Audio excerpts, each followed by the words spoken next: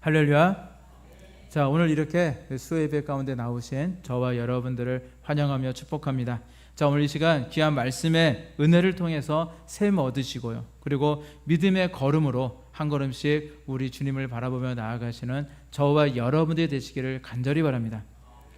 그 터키 사람들은요, 그 고난이나 슬픔을 당한 사람이 있을 때 그분들한테 인사할 때 우리나라 같은 경우에는 뭐 그냥 그냥 위로하면서 고생하십니다도 하고 여러 가지 이야기를 하잖아요. 저희 뭐 삶과 조의를 표합니다 이런 얘기도 하고 그러는데, 어떤 뭐 고난과 슬픔을 당한 사람들, 누가 죽었거나 아니면 인생에 무슨 문제가 있거나 정말로 그런 문제로 인해서 어떤 고난과 그런 어떤 슬픔을 당한 사람들한테 인사할 때는 이렇게 말을 한다고 그래요.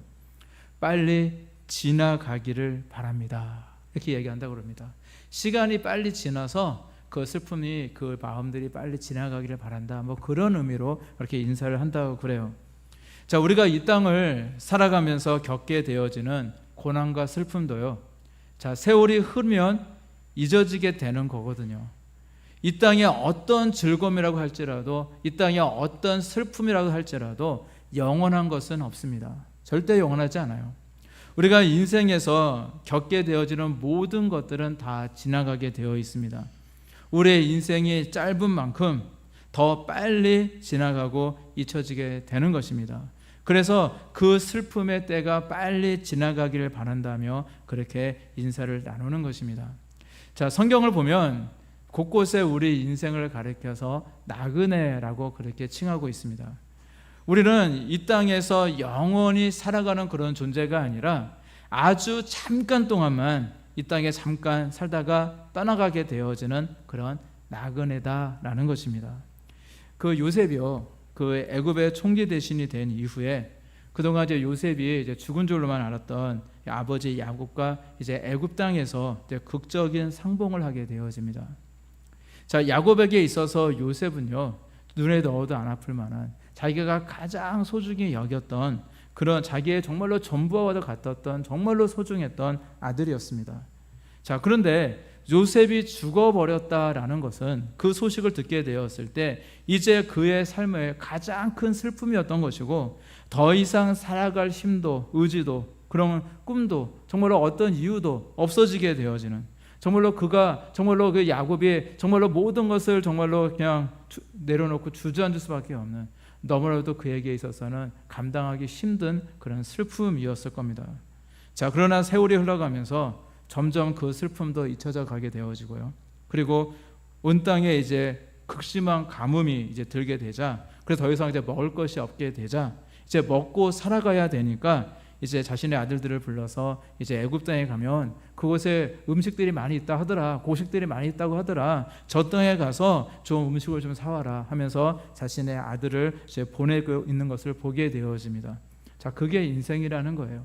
슬픔과 그런 좀 어려움이 있었지만, 하지만 인생은요, 시간이 지나면서 점차 잊어버리게 되어지고 다시금 이제 먹고 살기 위해서 또 이렇게 살아가는 것이 우리 인생의 모습이라는 것입니다.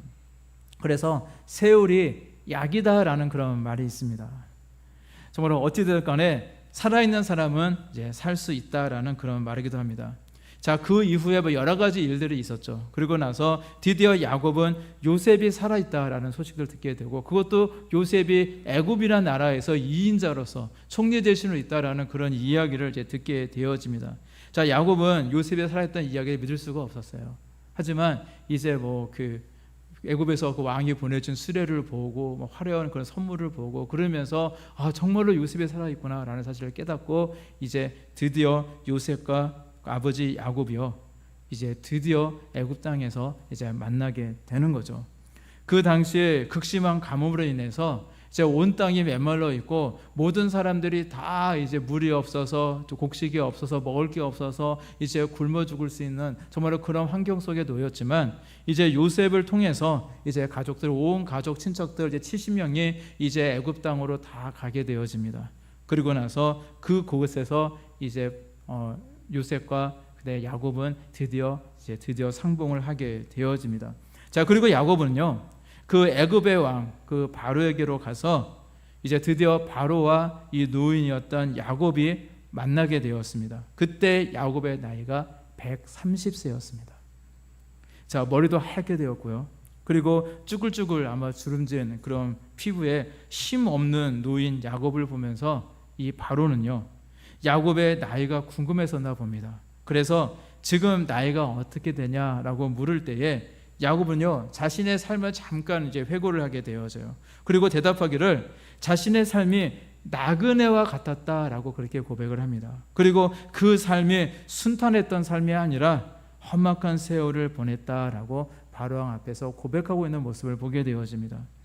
자, 그런데 저는 이 장면에서 저는 이런 생각을 하게 되었습니다. 뭐냐면 당시 가장 최강의 나라였던 이 가장 큰 나라였던 이 애굽의 왕과 정말로 인생의 이제 마지막을 걷고 있는 힘없는 노인이었던 이 야곱과의 만남인데, 과연 성경에 기록된 대로 바로가 야곱에게 나이만 물어보고 야곱은 그냥 바로를 축복해주고 그러고 나서 둘이 헤어졌을까라는 그런 생각을 해보게 되었어요. 근데 사실 그렇지는 않았을 겁니다. 더 많은 대화가 오고 갔을 거예요. 둘 사이는 여러 가지 이야기가 오러 가고, 또한 연로한 몸을 가지고 나이가 많은 몸을 가지고 애굽으로 오는 동안 뭐 힘들지는 않았는지, 아니면 요셉의 놀라운 지혜가 있었으니까 뭐 꿈을 해석하고 놀라운 지혜가 있던 그 요셉이 있었고, 사실 이 애굽의 나라는 요셉의 큰 은혜를 입은 거거든요. 그런데 그래서 이 요셉은 어릴 시절부터 이렇게 영특했는지 뭐 기타 등등 많은 이야기들이 아마 오고 갔을 거예요. 그런데 성경에서는요, 다른 이야기는 다 빼놓고 성경은 왜 바로가 야곱의 나이를 묻는 장면만 그렇게 비중 있게 다루고 있을까요? 저는 그런 생각이 들더라고요. 그만큼 그것이 중요하기 때문입니다. 이스라엘 나라의 근원이 되어는 야곱의 인생도요, 일반 보통 사람들과 특별히 다를 바 없는 나그네의 길이었다라는 사실입니다. 그것도 순탄하지 않았고요, 험난한 세월을 보냈던 바로 나그네의 삶을 살았던 사람이 바로 야곱이었습니다. 사실 이 이야기는 야곱만의 이야기가 아니라 오늘날 우리 모두의 이야기입니다. 우리 인생을 한마디로 우리가 정리한다면 나그네의 삶입니다. 아주 잠깐 이 땅에 왔다가 사라지게 되어지는 나그네라는 것입니다. 그리고 그 삶이 절대 녹록지 않습니다. 인생이라면 누구나 생로병사, 나고 늙고 병들고 죽게 되어지는 정말로 그런 자연의 이치를 우리는 거스를 수도 없고요. 그리고 다들 저마다 인생의 문제를 다 안고 살아가고 있습니다. 뭐 재벌 총수라고 해서 뭐 인생의 문제가 없을까요? 그들도요, 정말로 바쁘게 살고 힘들게 살고 돈을 많을지 모르지만 그 돈을 유지하기 위해서 아마 굉장히 골머리 썩으며 살아가고 있을 거예요. 자기마다 저마다 다 다양한 모습은 다 다양하지만 다들 저마다 힘든 인생, 고단한 인생을 다들 살아가고 있다라는 것입니다. 그래서 우리가 이러한 고단한 이런 삶을 핑계를 대면서 그저 그냥 먹고 살기 위해서 정말로 남들처럼 전전긍긍하면서 그저 죽음만을 향해 살아간다면 이 인생이 너무 허망한 것 같습니다. 그래서 그냥 먹고 살려고만 애쓰고 별 의미 없이 허송세월을 보내기에는 우리에게 주어진 이 시간이 너무나도 아깝다라는 것입니다. 그래서 우리는요, 인생을 보다 값지고 보다 뭔가 의미 있고 보다 보람 있게 살아가도록 우리는 노력해야 되는 것입니다. 그 이태리의 밀라노 그 대성당에 가보면은 그 세 가지 아치로 된 이렇게 아치죠, 이렇게 동그랗게 된 아치로 된 그런 문이 있다고 그럽니다. 그런데 이 세 가지 문에는요, 제각기 다른 글귀가 적혀 있어요. 첫째 문에는 장미꽃이 딱 멋있게 새겨져 있는데 그 위에는 이렇게 기록이 되어 있습니다. 모든 즐거움은 잠깐이다. 뭐 이런 글귀가 적혀 있대요. 모든 즐거움은 잠깐이다. 자, 그 다음에 더 나아가면 둘째 문이 나오는데 그 둘째 문에는 십자가가 딱 적혀 있으면서 그 위에는 뭐라고 적혀 있냐? 모든 고통도 잠깐이다. 첫 번째 문에서는 모든 즐거움은 잠깐이다. 두 번째 문에서는 모든 고통도 잠깐이다 라고 이렇게 쓰여져 있고요. 세 번째 문을 보게 되어지면 오직 중요한 것은 영원한 것이다 라고 이렇게 기록이 되어 있다고 합니다. 자, 이 세상의 삶이 나그네와 같고 잠깐이고, 그래서 즐거움도 잠깐이고 모든 고통도 잠깐일지 모르지만 우리의 그 인생 가운데서 정말로 중요한 것이 있는데 그것은 바로 영원한 것이다 라는 그런 이야기입니다. 자, 그 중요한 것이 무엇일까요? 그 영원한 것이 무엇일까? 바로 영생을 이야기하고 있습니다. 바로 영원한 생명, 우리 아버지 하나님과 천국에서 영원히 살아가는 삶을 우리에게 말씀해주고 있는 것입니다. 우리는 이 짧은 인생을 우리는 살아가고 있지만 다른 세상 사람들처럼 그저 먹고 사는 것에만 위해서 전전긍긍 살아가는 그런 모습이 아니라 우리는 달라야 된다는 이야기입니다. 먹고 사는 문제가 중요하기 때문에 당연히 우리 열심히 일해야 됩니다. 일해야 되고 돈도 많이 벌어야 돼요. 하지만 그것만을 위해서 살아간다면 우리가 마지막 죽을 때 남는 게 하나도 없는 거예요. 그래서 우리는요, 늘 우리는 영생을 생각하며 영생을 소망하며 영생을 준비하며 우리는 살아가야 된다는 것입니다.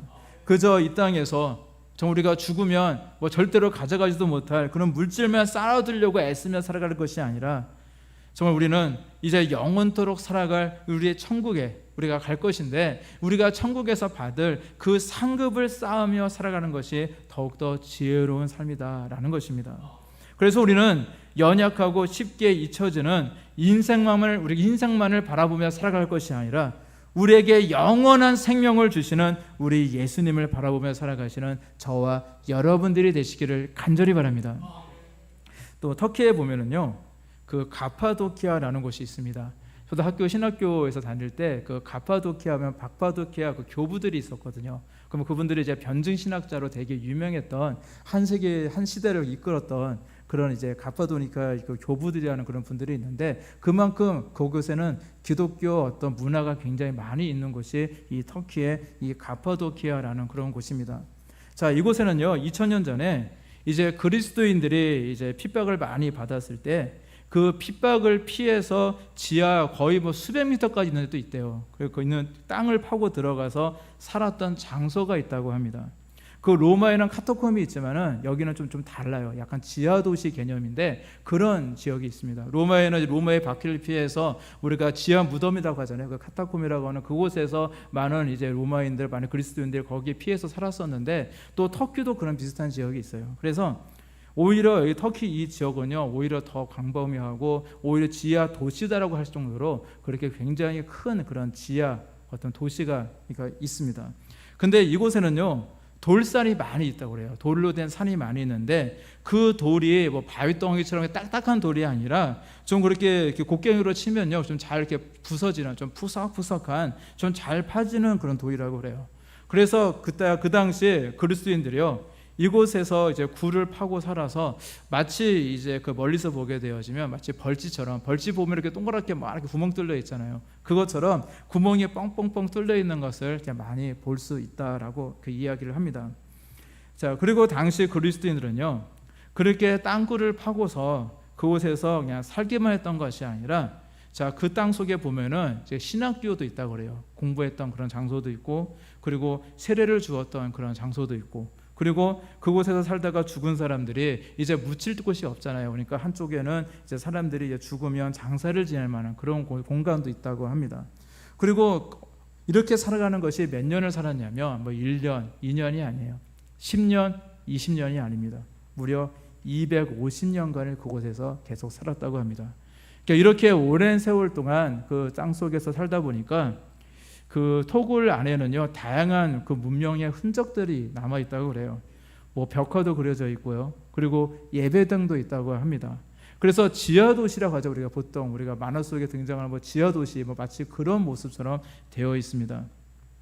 그리고 실질적으로 이제 관광지들이 있어요. 그 터키에 가보면은 이제 저는 한 번도 안 가보긴 했지만은 터키에 보면은 그런 이제 그 지하 제가 지하 도시에 대한 그런 관광지도 있어서 뭐 돈 내고 얼마 내면은 이렇게 구경할 수 있고 그러는데 제가 어제 한번 인터넷 찾아보니까 그 들어가는 입구가 이렇게 넓지는 않아요. 사람이 고개를 이렇게 숙이고 이렇게 가야 될 정도로 그런 비좁은 공간인데 굉장히 복잡하고 다양한 것이 있는 것을 보게 되어집니다. 그래서 마치 지하 도시다라고 그렇게 표현을 하고 있더라고요. 저도 이제 언젠가 이제 하나님께서 기회 주시면 꼭 가고 싶은 곳이 바로 제가 터키 그곳이거든요. 제 그런 마음도 들기도 합니다. 자, 그런데 그들은 왜 그렇게 살아갔을까요? 이 생의 즐거움도 안락한 삶도 평범한 삶도 다 포기하고 그들은 왜 그렇게 숨어 지내며 살아가야만 했을까요? 그들은 알았습니다. 이 땅에서의 삶이 영원하지 않고 짧다는 사실을 너무 잘 알고 있었습니다. 나그네와 같이 빈손으로 왔다가 빈손으로 사라지게 되어진다는 것을 그들은 너무 잘 알고 있었습니다. 그래서 그들은요, 더 가치 있는 것을 선택한 것입니다. 그들이 소망했던 것은 바로 영생이었습니다. 그래서 그 누구에도 예수님께서 주신 이 허락하신 이 영생을 절대 빼앗기지 않고자 그들은요, 힘써 노력했던 것입니다. 그래서 세상이, 당국이 예수 그리스도를 부인하고 버릴 것을 요구하자 그들은 과감하게 세상의 모든 가치를 다 포기해버리고 땅굴 속으로 들어갔던 겁니다. 이처럼 그들은요, 나그네와 같은 이 짧은 인생의 영화보다 영원한 삶을 더욱더 소중히 여겼던 것입니다. 그래서 그들은요, 예수님을 닮아가고자 세상의 죄로 오염되지 않은 이 거룩한 삶을 그들은 살고 싶어서 그 돌산에 깊은 땅굴을 파고 무려 250년 동안에, 그 오랜 세월 동안 그 지하에 정말로 그곳에 도시를 건설하며 그곳에서 오랜 세월 동안 살았던 것입니다. 자, 지금은 예수님을 믿는다고 해서 뭐 잡혀가거나 이렇게 죽임을 당하거나 핍박을 당하는 시대는 아닙니다.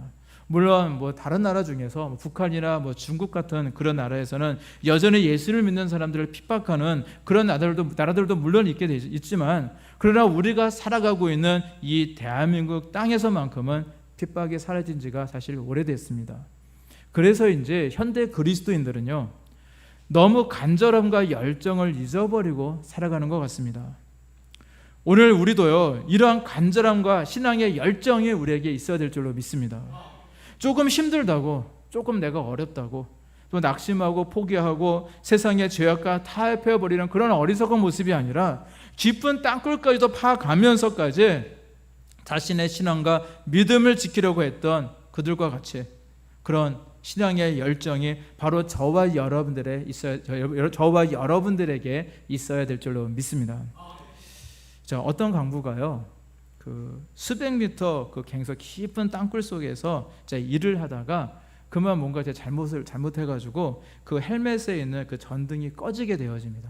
이제 망가진 거예요. 고칠 수 없는 상태가 되었는데, 자, 보통 이게 우리가 그걸 갱도라고 그러잖아요. 갱이라고 부르잖아요. 깊은 이제 그 굴을 파가지고 그곳에서 뭐 석탄을 캐기도 하고 아니면 뭐 다른 금속을 캐기도 하고 이제 그런 이제 갱도가 있는데, 자, 이 갱은요, 한 줄로 쭉 팠던 것이 아니라 굉장히 복잡한 구조로 되어 있었다고 합니다. 그래서 만약 전등이 없게 되어지면, 불빛이 없게 되어지면 아무것도 보이지 않았기 때문에 나가는 길을 절대 찾을 수가 없다고 그래요. 그리고 그렇게 헤매다가 뭐 굶주려 죽거나 목말라 죽을 수도 있는 거고요. 아니면 그만 발을 헛디게 되어지면 그곳에 위험한 물론 낭떠러지도 있었기 때문에 그곳에 떨어져서 죽든지 뭐 그런 상황이었다고 그래요. 자, 그러나 그는 아무것도 정말로 보이지 않는 그런 상황 속에서도 정말로 살고자 필사적으로 이제 더듬더듬 거리면서 길을 찾기 위해서 벽을 더듬고 바닥을 더듬으면서 그렇게 이제 가고 있었어요. 그러다 보니까 뭔가 자기 발에 뭔가가 딱 걸리는 겁니다. 뭐가 딱 걸렸는데, 그래서 그 뭔가하고 유심히 이렇게 손을 살펴보니까 그게 뭐였냐면 철로였습니다. 철로. 무거운 돌이나 광석을 옮기기 위해서 입구까지 쭉 긴 철로를 깔아놓게 되었는데, 자, 그것을 발로 느끼게 되어진 거예요.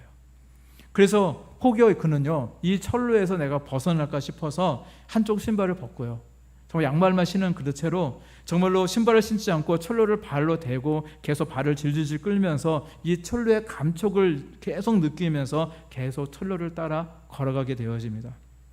눈에 아무것도 보이지 않고 손에 아무것도 잡히는 것도 아무것도 없었지만 발로 느껴지는 이 철로를 따라서 계속 걸어갔더니 드디어 굴 밖으로 나올 수 있었다라는 그런 이야기가 있습니다. 자, 그런데 우리 인생도 사실 그렇거든요. 우리 인생도요, 마치 아무것도 보이지 않던 정말 깊은 굴속과 같이 우리의 인생 길도요, 한치 앞도 보이지 않는 길입니다. 그래서 이 땅을 살아가는 사람들은요, 정말 누구나 어떤 안내를 따라서 이 인생길을 갈 수밖에 없는데, 저와 여러분들은 어떤 길로 가고 있느냐라는 말입니다. 세상 사람들은요, 서로 뭐 성공 안내 지침서라고 할까요? 그 안내판을 보고 따라갑니다. 자, 여기가 성공하는 길이다라는 그 성공을 향해서 저 열심히 성공하기 위해서 인생길을 살아가고 있거든요. 그래서 성공을 위해서 열심히 공부합니다. 성공을 위해서 남보다 더 노력하고요. 정말로 성공을 위해서 잠도 막 줄여가면서 잠도 자지 않으면서 정말 열심히 일하고 있는 사람, 땀방울 흘리는 사람들이 이 땅에 정말로 많이 있습니다. 여러분, 성공하고 싶으시죠? 아마 다들 성공하고 싶으실 거예요. 근데 세상은 잘 먹고 잘 살기 위해서 성공을 꿈꿀지 모르지만 우리의 성공은 세상과 달라야 됩니다. 저와 여러분들의 성공은요, 철저하게 우리 주님 안에서만 이룰 수 있는 줄로 믿습니다. 세상의 성공은요, 그 마지막은 여전히 죽음이지만 우리의 성공의 끝은 영생입니다. 믿으시기를 바랍니다. 세상의 가치는 절대 우리에게 빛을 제공할 수가 없습니다. 따라서 우리는요, 하나님의 말씀을 붙들며 우리는 살아가야 되는 겁니다. 세상은 우리에게 제대로 된 안내를 해줄 수가 없어요. 하지만 우리 인생에 안내서가 있는데 그게 무엇이냐? 하나님의 말씀이잖아요. 그래서 마치 깜깜한 동굴 속에서 한 치 앞도 보이지 않는 그 상황 속에서 정말로 마치 철로와 같이 정말 우리를 인도하시는 하나님의 말씀을 정말로 붙들면서 하나님의 말씀을 따라서 우리는 살아가야 되는 줄로 믿습니다. 그게 우리에게 있어서는 생명줄입니다. 그 말씀을 놓쳐서는 안 됩니다. 끝까지 붙잡고 있어야 돼요. 엉뚱한 길로, 잘못된 길로 우리가 가지 않도록 한 걸음씩 한 걸음씩 마치 철로를 그 발의 감촉으로 느끼면서 가듯이 좀 더디더라도 우리 하나님께서 원하시는, 우리 하나님께서 기뻐하시는 그 길로만 우리는 나아가야 되는 줄로 믿습니다. 꼭 세상에 그 출세를 바라고 성공을 바라는 그런 마음으로 살아가다가는요, 교회에서도 그 모습이 그대로 드러날 때가 사실 있거든요. 세상에서 늘 출세를 바라고 성공하는 마음을 가지고 살아가다가 교회 안에서도 신앙생활을 하면서도 내가 저 집사님보다 높아져야 되고 저 권사님보다 더 높아지려고 그렇게 애쓰는 모습 말고요, 그저 하나님의 말씀에 순종하며 늘 겸손히 늘 내 자신을 낮추고 내가 저 집사님보다 낮아지려고 애쓰고 저 권사님보다 낮아지려고 애쓰려고 서로가 섬기고자 하는 그런 모습으로 오직 우리 하나님을 높여드리면서 한 걸음씩 한 걸음씩 믿음의 걸음으로 나아가시는 저와 여러분들이 되시기를 간절히 바랍니다. 조금은 사실 느리면 어떻습니까? 느린 건 중요하지 않아요. 조금 부족하면 좀 어떻습니까? 중요한 것은 나의 어떤 속도가 아니라 방향이거든요. 방향이 맞아야 돼요. 하나님께서 원하시는 길로 가는 인생은요, 궁극적으로 우리 예수님의 성품을 닮아가게 되고요, 그리고 우리 예수님의 인격을 닮아가게 되고요, 우리 예수님의 영성을 우리는 닮아가게 되는 것입니다. 그래서 결국에는 승리하는 인생, 성공하는 인생이 되는 줄로 믿습니다. 이처럼 나그네와 같은 우리의 인생을 향해서 오늘 보신 말씀은 아닌데 그 다음 장 말씀에 보면은 베드로전서 2장 11절 말씀에 이렇게 말씀하고 있습니다. 사랑하는 자들아, 거류민과 나그네 같은 너희를 권하노니 영혼을 거슬려 싸우는 육체의 정욕을 제어하라 라고 말씀하고 있습니다. 우리의 육체의 정욕이 있잖아요. 이것을 제어하라고 얘기하고 있습니다. 한마디로 무엇이냐? 거룩해지라는 이야기입니다. 성경은 우리에게 항상 거룩해지라라고 말씀하고 있습니다. 육체의 정욕대로, 정말 내 마음대로, 내 육신이 원하는 대로 저로 살지 말고 우리 육체의 정욕을 제어하고 영생을 위해 하나님을 바라보며 살아가라라는 그런 이야기입니다. 그래서 오늘 보신 말씀 16절 말씀에서도 이렇게 말씀하고 있습니다. 기록되었을 때 내가 거룩하니 너희도 거룩할지어다 하셨느니라. 우리 하나님이 거룩하시니까 하나님의 자녀들이 하나님의 형상을 입은 저와 여러분들도 거룩해져야 된다라는 그런 말씀입니다. 그래서 죄악된 이 세상에서 우리 예수님을 이 땅에 하나님께서는 보내주셨어요. 정말로 우리가 죄악의 자녀였고 다 지옥의 백성이 될 수밖에 없는 우리들이었는데 우리 예수님을 이 땅에 보내주셨고 정말 십자가에서 우리 대신에 죽게 하셨습니다. 그래서 우리 예수님의 피로 우리의 모든 주홍 같은 붉은 죄들이 다 눈처럼 깨끗해졌다는 사실입니다. 그래서 우리 그리스도인들을 가리켜서 성도라고 부릅니다. 성도가 무슨 뜻입니까? 거룩할 성이에요. 거룩한 사람들, 그런 의미를 가지고 있습니다. 저와 여러분들이 정말로 그리스도인들이고 성도들이라면 저와 여러분들은 바로 우리 예수님으로 인해서 거룩해진 거룩한 사람들이라는 것입니다.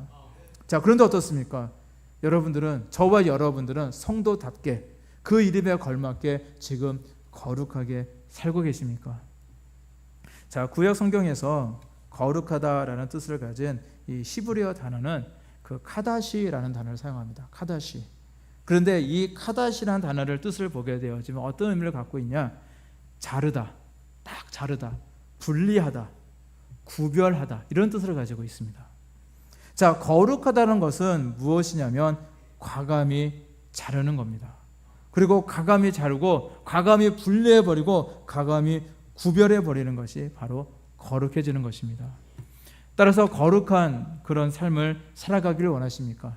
그렇다면 정말 과거부터 내게 갖고 있었던 그런 죄악들을 과감히 잘라내버려야 됩니다. 혹시 지금 내가 예수님을 믿고 있는데 과거에 즐겨하던 습관들이 그대로 있는 분들이 있습니까? 특별히 술, 담배가 기독교적으로 죄라고 할 수는 없어요. 하지만 그것이 죄로 들어가는 길이고 내가 거룩한 삶을 살아갈 때 굉장히 많은 방해를 주거든요. 그래서 우리 기독교에서는, 우리 특별히 한국 기독교에서는 술, 담배를 이제 많이 금하고 있는데, 그런데 아직도 내가 하나님을 바라고 하나님을 닮고 싶고 예수님의 정말로 거룩함을 닮고 싶은데 여전히 술, 담배를 아직도 끊지 못하는 분이 계십니까? 그렇다면 과감하게 끊어버리는 것이 거룩한 삶으로 가는 모습입니다. 담배나 술만이 아닙니다. 우리의 삶이 거룩해지기 위해서는 죄악된 것이나 뭔가 안 좋은 게 있다면 과감히 자르고 분리하고 구별해야 되는 것입니다. 그러나 우리가 세상 가운데 살아가기 때문에, 세상 가운데 노출되어 있기 때문에 우리가 세상이라는 말을 앞에 보면은 항상 죄악된이라는 말을 붙이잖아요. 죄악된 세상입니다. 세상의 문화 가운데 하나님을 바라보며 나아가는 문화는 거의 없거든요. 모든 거의 대부분의 문화들이 저 많은 악한 영들이 조장한 것도 많고, 그리고 세상은 일단 악한 사단의 정사들이 통치하고 있는 곳이기 때문에 이제 죄악된 세상이다라고 그렇게 많이 표현을 합니다. 그래서 우리가 세상 속에 살다 보면 당연히 세상의 그런 죄악된 때를 우리는 묻을 수밖에 없거든요. 그렇다고 내가 세상에서 안 살려면 저 산속에 사는 거 아닌 이상 우리는 세상 속에 살아갈 수밖에 없습니다. 그런데 우리가 어떻게 세상과 단절될 수가 있겠습니까? 그래서요, 우리는요, 죄악된 세상과 단절된 시간을 많이 가져야 됩니다. 세상 속에 흠뻑 젖어 사는 것이 아니라 잠시 잠깐 세상에서 좀 나와서 정말로 뭔가 좀 다른, 좀 거룩하신 하나님께로 나오는 시간을 이런 가져야 된다는 그런 말입니다.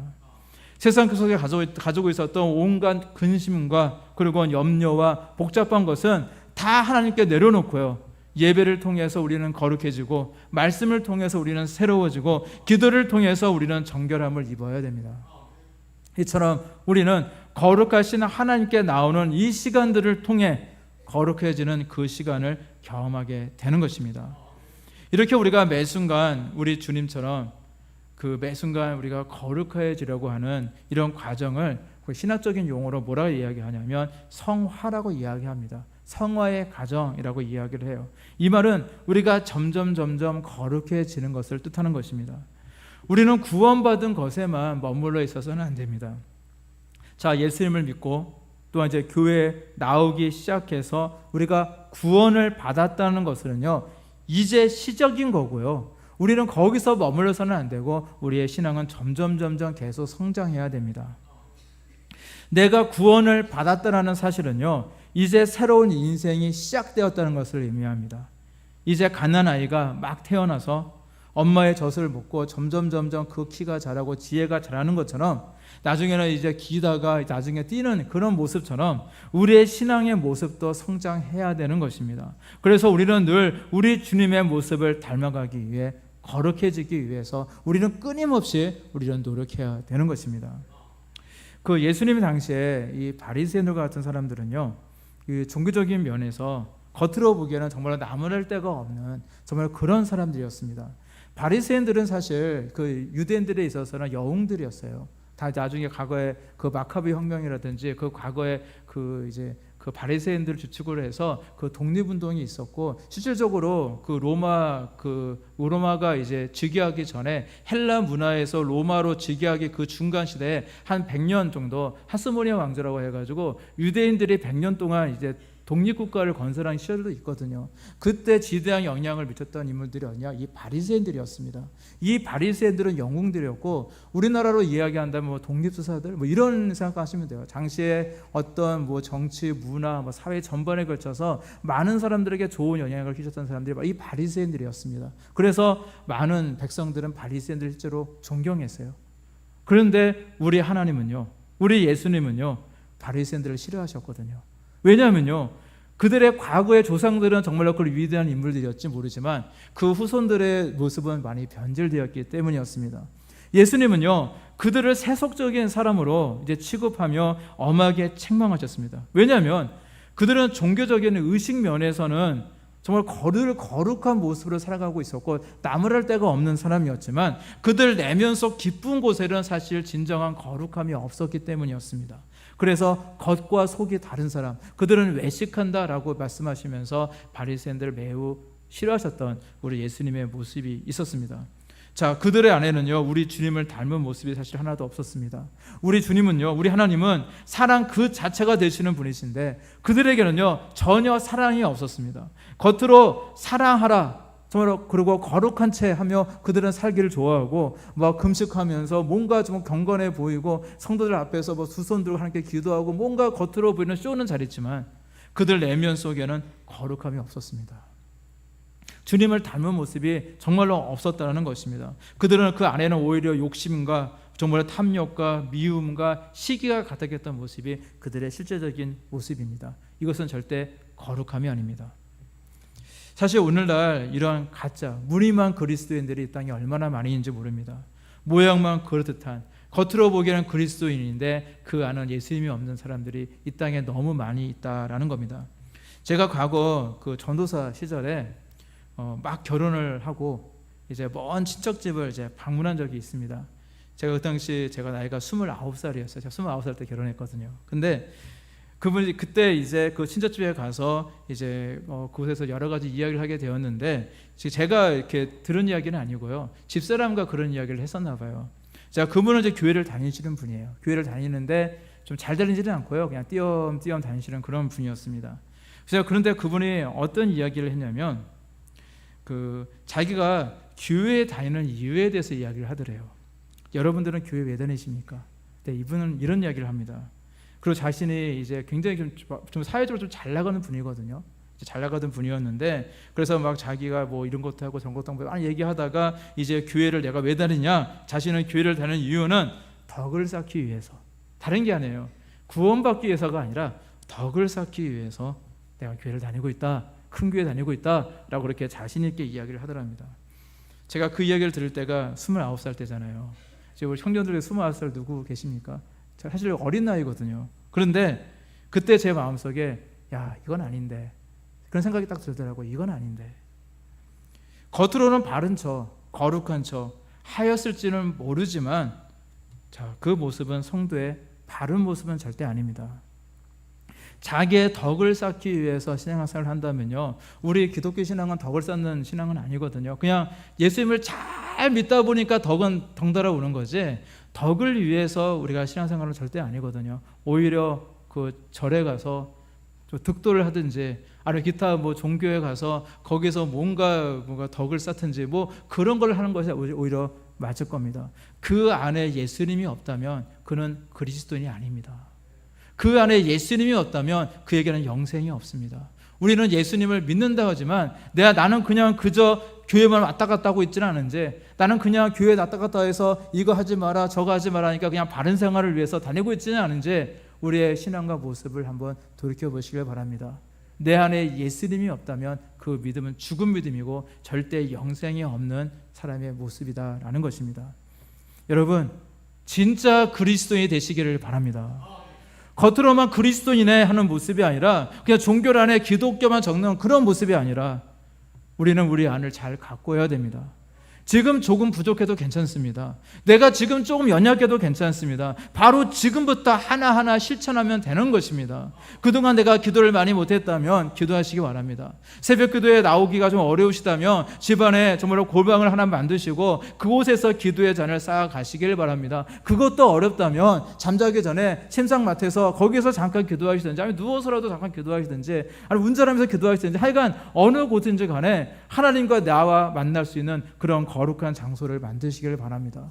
세상과 단절되어지고 세상과 구별되어져 있는 그런 거룩한 장소를 만드시고 늘 끊임없이 하나님께 나아가시길 바랍니다. 그동안 예배의 자리에 소홀하셨다면 예배의 자리를 사모하시고요, 그동안 말씀을 채우지 못했다면 시간을 내셔서 틈틈이 짜투리 시간이 있거든요. 그 시간 동안 열심히 말씀을 채우시기를 바랍니다. 그리고 늘 하나님의 말씀에 순종하며 나아가시기를 바랍니다. 이처럼 주님을 바라보시며 우리 주님을 닮기 위해서 한 가지씩 계속 노력하시기를 바랍니다. 그러면 되는 거예요. 지금 당장에는 눈에 드러나는 것이, 뭔가 달라지는 것이 없다 할지라도 시간이 흘렀을 때 주님께로 더 가까이 나아가고 있는 내 자신을 발견하게 될 것입니다. 그리고 나의 모습이 더 거룩해져 있고 조금이라도 예수님을 닮고 있는, 조금이라도 성장해 있는 바로 내 자신을 발견하게 될 것입니다. 그 존스 홈키스 의대를 설립했던 윌리엄 오슬라는 사람이 있습니다. 그 영국의 그 의사였던 그런요, 그 최고의 영예였던 뭐 흠정 강자 상임 교수, 이게 뭔지 모르겠는데 하여간 뭐 그것을 왕실로부터 이제 받게 되어지고, 특히 그 왕실에서 영국은 이제 그 왕실이 있잖아요. 거기서 이제 기사 직위까지 받았다고 합니다. 이렇게 그가 나름대로 이렇게 성공할 수 있었던 것은요, 그 풋내기 의대생이었을 때 우연히 읽게 했던 그 토머스 칼라일의 어떤 글 중에 한 글 토막 한 마디 때문에 그것을 실천하고 살다 보니까 그가 거기까지 올 수 있었다라고 그렇게 이야기를 합니다. 그 글의 내용이 뭐냐면, 우리의 중요한 일은 먼 곳에서 희미하게 보이는 것을 보는 것이 아니라 눈앞에 똑똑히 보이는 일을 하는 것이다. 그런 얘기를 했어요. 자, 무슨 이야기냐면, 희미하게 멀리 보이는 그 먼 미래를 염려하지 말고 지금 내 눈앞에 있는, 정말로 내가 오늘 해야 될 그 일에 최선을 다하라라는 그런 이야기입니다. 막연하게 미래를 생각하면서 나는 언제나 저렇게 되나 뭐 그러고 싶어서 그냥 한숨만 푹푹 쉬고 있는 그런 인생이 아니라, 지금 주어진 자리에서 내가 할 수 있는 것이 무엇인가, 내가 지금 내가 기도할 수 있나? 내가 지금 말씀을 읽을 수 있나? 내가 뭔가 봉사할 수 있나? 내가 뭔가 내 자신의 그 달란트를 개발하기 위해서 내가 지금 악기 연습을 해야 되나? 아니면 내가 뭔가 좀 뭘 해야 되나? 발세 연습을 해야 되나? 아니면 뭘 공부해야 되나? 뭔가 내가 지금 할 수 있는 게 있거든요. 직장에서 하는 일도 마찬가지고 뭐든지 내가 할 수 있는 것, 당장 눈앞에 있는 것, 그거부터 하나하나 작은 일에 최선을 다하는 모습이 있을 때 훗날 성공의 길로 왔던 자신의 모습을 볼 수 있었다라는 그런 이야기입니다. 그 윌리엄 오슬러는요, 그 나름대로 성공했고 유명하게 되자 이제 많은 대학에서 이제 초청해서 강의를 많이 하게 되었는데, 그 예일대라고 하고 하는 그 신학과가 그 유명한 그런 대학이 있습니다. 그런데 그곳에서도 연설을 하게 되었습니다. 그때 그런 또 이런 이야기를 했다고 그래요. 미래는 오늘이다. 여기에 내일은 없다. 사람이 구원받을 날은 바로 오늘이지 내일이 아니다. 내일이 아니라 오늘임을 강조하고 있습니다. 우리는 늘 오늘을 살아가는 사람들입니다. 오늘 씨를 뿌리지 않으면 미래가 없어요. 오늘 열매를 우리가 뭔가 내가 아무것도 하지 않으면서 미래의 열매를 거둘 것이라고요? 절대 그렇지 않습니다. 오늘 내가 기도하지 않으면 내일 응답은 없는 겁니다. 기대할 수 없는 겁니다. 따라서 우리는요, 오늘 주어진 삶에 수고하고 노력해야 되는 겁니다. 너무 멀리 있는 것에서만 내가 답을 찾으려고 하지 마시고, 지금 내가 주어진 이 자리에서 오늘 내가 할 수 있는 일부터 최선을 다하시는 저와 여러분들이 되시기를 간절히 바랍니다. 13절 말씀에 또 이렇게 말씀하고 있어요. 그러므로 너희 마음의 허리를 동이고 근신하여 라는 마음이 있습니다. 그 마음의 그 허리를 동이고, 허리띠를요 동인다라는 그런 말, 그 무슨 의미냐면 쉽게 얘기해서 뭔가 준비한다는 그런 이야기를 갖고 있거든요. 당시 그 이스라엘의 옷은요, 마치 긴 그 세모팔 옷이라고 그러잖아요. 긴 그런 옷입니다. 그래서 이게 다리 쪽에 이렇게 걸리는 게 많아가지고 그 상태로는 뭔가 일하기가 힘들다 그래요. 그래서 밑에가 치렁치렁하기 때문에 뭔가 일을 하려고 그러면요, 이게 방해되지 않도록 허리를 막 이렇게 동여매야만 된다고 합니다. 자, 한 예로 그 출애굽기 12장 말씀을 보게 되어지면 이제 그 유월절의 기온이 나오거든요. 이제 그때 이제 유월절 식사를 그들이 이제 출애굽하기 전에 하게 되어질 때 허리에 띠를 띠고 허리를 동였다는 이야기예요. 그리고 급히 양고기를 먹고 그것도 서서 먹습니다. 그리고 밤중에 떠날 준비를 했던 그런 장면이 나옵니다. 아주 중요한 일을 앞두고 있었던 그들은요, 이제 출애굽을 해야 되는 그런 상황 속에서 하나님의 언약이 성취되어지는 이런 상황 속에서 그들은요 절대 나태하게 있을 수가 없었습니다. 그래서 하나님의 명령대로 그들은 허리에 띠를 메고 급하게 양고기를 서서 먹으면서 이제 출애굽을 준비했던 겁니다. 하나님이 이때다, 이제 출발하거라 라고 딱 말씀하시면요, 그걸 기다리고 말씀하자마자 바로 즉각적으로 순종하며 떠날 수 있도록 그들은 철저하게 자신들을 준비했던 것을 보게 되어집니다. 이처럼 허리띠를 맨다라는 것은 무언가 중요한 일을 할 때에 준비하는 태도를 이야기하는 것입니다. 바로 우리의 신앙생활의 이 자세도요, 바로 이와 같은 자세가 되어 있어야 됩니다. 특별히 우리 도우리교회 이 비전 가운데 저와 여러분들은요, 뭐 언젠간 이루어지겠지, 멀리 있겠지 하고 막연히 생각만 하지 마시고 정말로 쓰임받기를 원하신다면 정말로 허리를 동이는 마음으로 지금 이 순간 여러분들이 할 수 있는 것부터 철저히 내 자신을 준비하시기를 바랍니다. 이제 본격적인 부흥이 시작되어서 하나님께서 어떤 것을 맡기시더라도 능히 순종하며 감당할 수 있도록 우리의 믿음이 준비되어 있어야 될 줄로 믿습니다. 따라서 여러분, 내가 거룩하니 너희 모든 행실에 거룩한 자가 되라. 오늘 말씀의 주제, 이 말씀처럼 우리 주님의 말씀처럼 늘 거룩한 모습으로 믿음의 허리띠를 다 잘 동여매시고 더욱더 준비된 모습으로 우리 주님께 나아가셔서 우리 주님께 정말로 존귀하게 쓰임받으시는 저와 여러분들이 되시기를 우리 주님의 이름으로 간절히 축원합니다. 기도하시겠습니다.